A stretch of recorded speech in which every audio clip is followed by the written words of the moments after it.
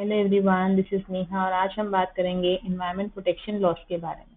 साथ ही हम चर्चा करेंगे सुप्रीम कोर्ट की रिसेंटली एक जजमेंट के ऊपर, जहां पर उन्होंने बात करी है एनवायरनमेंट क्लियरेंस के ऊपर। तो समझते हैं कि हमारे इंडिया में क्या बेसिकली एनवायरनमेंट प्रोटेक्शन लॉस है। जो मेजर लॉ है इंडिया के अंदर वो है एनवायरनमेंट प्रोटेक्शन एक्ट 1986। तो बेसिकली ये एक अम्ब्रेला लेजिस्लेशन है। सेंट्रल गवर्नमेंट क्या करती है, इसमें मेजर्स लेती है to protect and improve the environment. साथ में रूल्स बनाए जाते हैं एनवायरमेंटल क्लियरेंस के ऊपर। एनवायरमेंटल क्लियरेंस का मतलब ये होता है कि किसी भी प्रोजेक्ट को स्टार्ट करने से पहले ये देखा जाता है कि क्या वो एनवायरनमेंट के लिए प्रोजेक्ट ठीक है कि नहीं है, आसपास के जो इलाके हैं उस पर कितना इम्पैक्ट होगा, ये सारा असेसमेंट किया जाता है। एक और नोटिफिकेशन है जो हमारे एनवायरनमेंट प्रोटेक्शन में आती है, वो है EIA नोटिफिकेशन 2006। ये एक सेंट्रल लॉ है। ये बेसिकली देखता है एनवायरमेंटल क्लियरेंस के प्रोसेस के ऊपर। साथ ही ये और भी चीज़ें देखता है कि हर एक जो प्रोजेक्ट होता है उसकी क्या क्या कैटेगरीज होती हैं, उनको अलग अलग कैटेगरीज में डाला जाता है। अलग अलग थ्रेशहोल्ड्स होते हैं। फॉर एग्जाम्पल कोई प्रोजेक्ट 20,000 मीटर स्क्वायर से बड़ा है या उससे छोटा है तो उसके लिए क्या रूल्स होंगे, कौन कौन सी रेगुलेटरी बॉडीज होंगी और वो क्या क्या काम करेंगी, सब कुछ देखता है।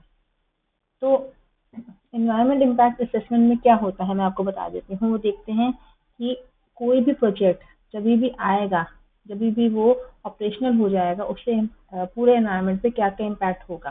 तो इसलिए ये बहुत इंपॉर्टेंट है कि एनवायरनमेंट क्लियरेंस पहले हो जानी चाहिए प्रोजेक्ट के स्टार्ट होने से पहले। तो उसके लिए क्या किया जाता है, पहले पूरी स्क्रीनिंग की जाती है कि प्रोजेक्ट क्या है, क्या क्या इश्यूज हो सकते हैं, और उससे क्या क्या पोटेंशियल एनवायरमेंटल इम्पैक्ट्स हो सकते हैं। आसपास के लोगों से ओपिनियंस ली जाती है, सबकी जो फाइंडिंग्स हैं उनको समराइज किया जाता है। एक्सपर्ट कमेटी के रिव्यूज लिए जाते हैं, पूरी प्रॉपर रिपोर्ट बनाई जाती है, फिर एनालाइज किया जाता है कि क्या इस प्रोजेक्ट को एनवायरमेंट क्लियरेंस मिलनी चाहिए या नहीं मिलनी चाहिए। अगर ये एनवायरमेंट क्लियरेंस मिल जाती है तो उसके बाद क्या होता है, तो प्रोजेक्ट स्टार्ट हो जाता है, लेकिन उसके बावजूद भी मॉनिटरिंग चलती रहती है कि भाई कोई भी ऐसा तो कंप्लायंस नहीं है जो प्रॉपरली फॉलो नहीं हो रहा है। तो ये भी होता रहता है। ये इम्पोर्टेंट क्यों है? देखिए, अगर एनवायरनमेंट क्लियरेंस में आप नहीं लेंगे तो उससे क्या होगा, उससे ये होगा कि मान लीजिए अगर उससे कुछ भी नुकसान हो सकता है एनवायरनमेंट को, तो वो तो हो जाएगा क्योंकि आपने तो क्लियरेंस नहीं ली। और जब वो नुकसान हो जाएगा उसके बाद आप उसको वापस अंडू नहीं कर सकते हैं।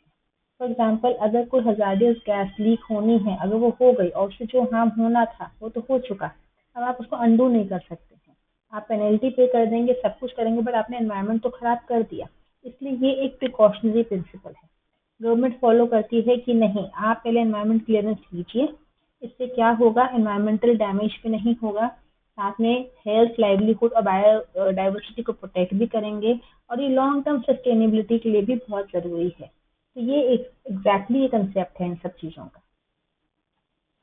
2014 में एक अमेंडमेंट आई इसी EIA नोटिफिकेशन में।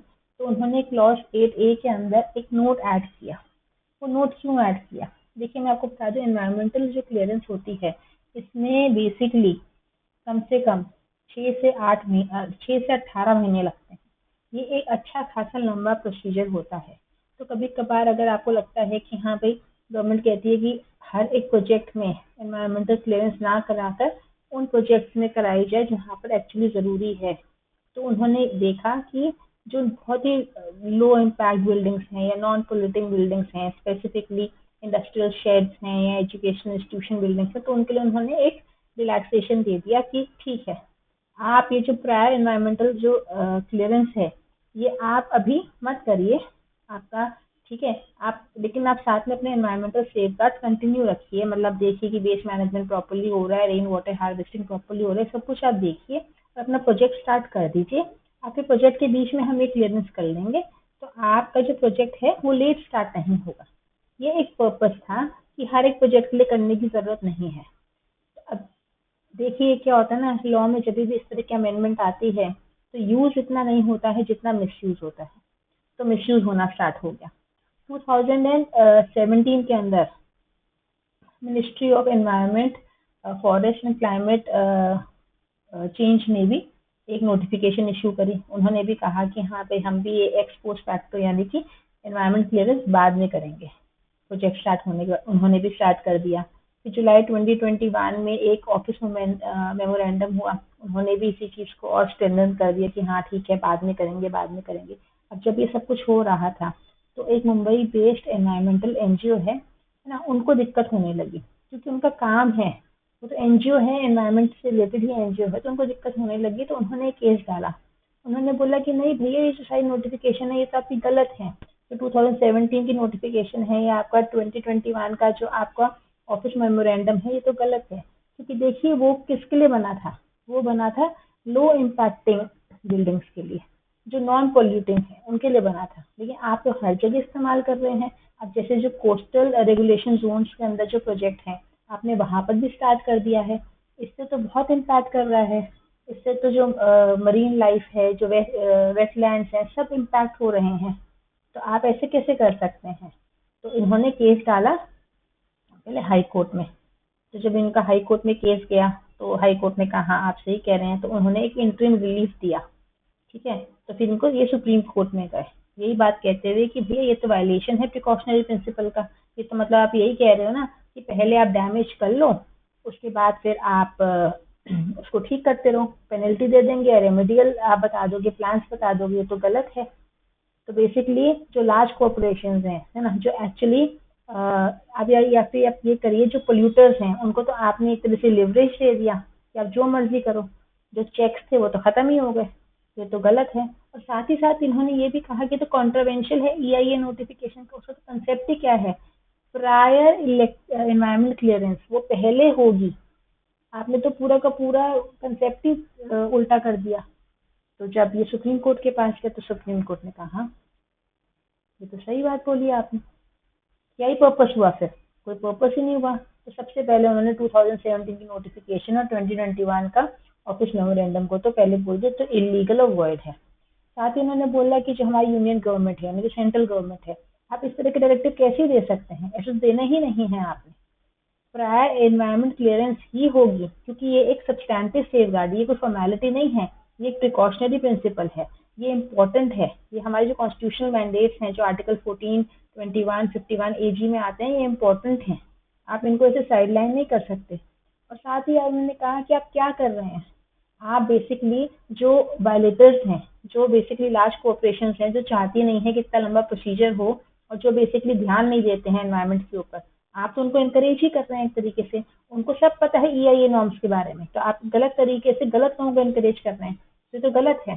तो उन्होंने इन दोनों चीजों को स्ट्रक डाउन कर दिया। तो यहाँ पे हमने देखा कि एक एनजीओ ने आवाज उठाई तो ये एक प्रॉब्लम सॉल्व हो गई।